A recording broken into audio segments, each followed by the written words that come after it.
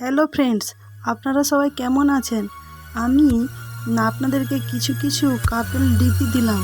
আপনাদের যদি ভালো লাগে তবে আরও ভালো ভালো ভিডিও পাওয়ার জন্য আমার চ্যানেলটিকে লাইক ও সাবস্ক্রাইব করবেন।